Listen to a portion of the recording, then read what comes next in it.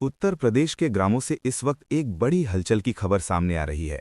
करीब 60,000 से ज्यादा ग्राम पंचायतें, 9 करोड़ से ज्यादा ग्रामीण मतदाता और साल 2026 का सबसे बड़ा स्थानीय चुनाव। सवाल सिर्फ इतना नहीं है कि चुनाव होंगे, सवाल ये है कि क्या सच में फरवरी महीने में ग्राम प्रधान बनने वालों का बस्ता जमा होगा? क्या इस बार आरक्षण पूरी तरह बदल जाएगा? और क्या आप या आपके गांव का कोई व्यक्ति प्रधान बनने की दौड़ में शामिल हो सकता है? अगर आप इन सवालों का सही और पूरा जवाब जानना चाहते हैं तो इस वीडियो को अंत तक जरूर देखिए, क्योंकि आखिरी हिस्से में मैं आपको बताऊंगा वो बात जो ज्यादातर लोग गलती से नजरअंदाज कर देते हैं। वीडियो शुरू होने से पहले कमेंट में अपने गांव और जिले का नाम जरूर लिख दीजिए, ताकि पता चले कि ये खबर कहां-कहां तक पहुंच रही है। अब बात करते हैं उत्तर प्रदेश ग्राम पंचायत चुनाव 2026 की। इस समय राज्य निर्वाचन आयोग स्तर पर चुनाव को लेकर शुरुआती तैयारियां चल रही हैं। अभी तक कोई आधिकारिक नोटिफिकेशन जारी नहीं हुआ है, लेकिन पिछले चुनावों के पैटर्न और प्रशासनिक गतिविधियों को देखते हुए ये संभावना जताई जा रही है कि फरवरी 2026 के आसपास ग्राम प्रधान पद के लिए नामांकन प्रक्रिया शुरू हो सकती है।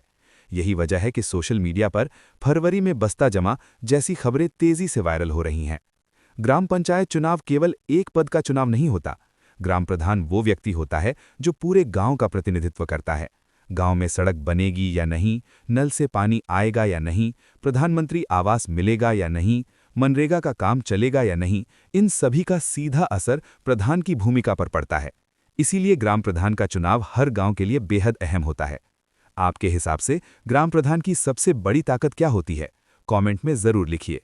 अब सवाल आता है, क्या वाकई फरवरी में बस्ता जमा होगा? पिछले ग्राम पंचायत चुनावों को देखें तो एक तय प्रक्रिया हमेशा अपनाई जाती है।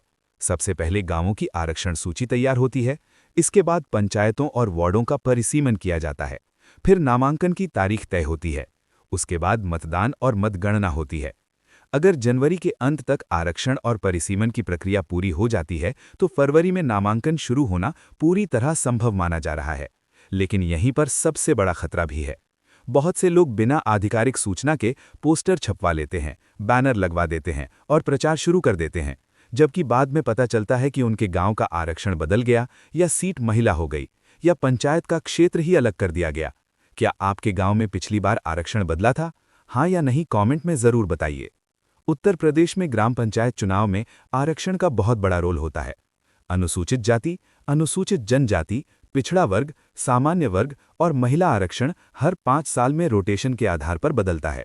इसका मतलब ये है कि जो सीट पिछली बार सामान्य थी वो इस बार महिला या आरक्षित हो सकती है। इसीलिए जब तक आधिकारिक आरक्षण सूची जारी न हो तब तक किसी भी दावे पर भरोसा करना खुद के लिए नुकसानदायक हो सकता है। अब बात करते हैं बस्ता जमा यानी नामांकन के लिए जरूरी कागजात की। अगर कोई व्यक्ति ग्राम प्रधान का चुनाव लड़ना चाहता है तो उसे अपने दस्तावेज पहले से तैयार रखने चाहिए। आधार कार्ड, वोटर आईडी, निवास प्रमाण पत्र, चरित्र प्रमाण पत्र, शपथ पत्र, नामांकन फॉर्म और निर्धारित जमानत राशि। इनमें से किसी एक कागज में छोटी सी गलती पूरे नामांकन को रद्द करवा सकती है।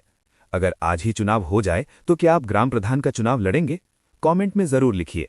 जहां तक मतदान की बात है तो अगर नामांकन फरवरी या मार्च में होता है तो मतदान मार्च या अप्रैल में कराया जा सकता है। मतगणना आमतौर पर मतदान के 1 या 2 दिन के भीतर पूरी कर ली जाती है, लेकिन ये सारी तारीखें तभी अंतिम मानी जाएंगी जब राज्य निर्वाचन आयोग आधिकारिक अधिसूचना जारी करेगा। ग्राम पंचायत चुनाव सिर्फ गांव तक सीमित नहीं रहता, ये चुनाव आने वाले विधानसभा चुनाव की दिशा भी तय करता है।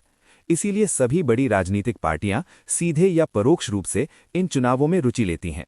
कई जगह निर्दलीय उम्मीदवार पार्टी समर्थन के साथ मैदान में उतरते हैं। आपके गांव में कौन सी पार्टी का असर ज्यादा है? कमेंट में जरूर बताइए। इस समय सोशल मीडिया पर बहुत सी फर्जी खबरें भी चल रही हैं। फर्जी तारीखें, फर्जी नोटिस और एडिट की गई तस्वीरें लोगों को भ्रमित कर रही हैं।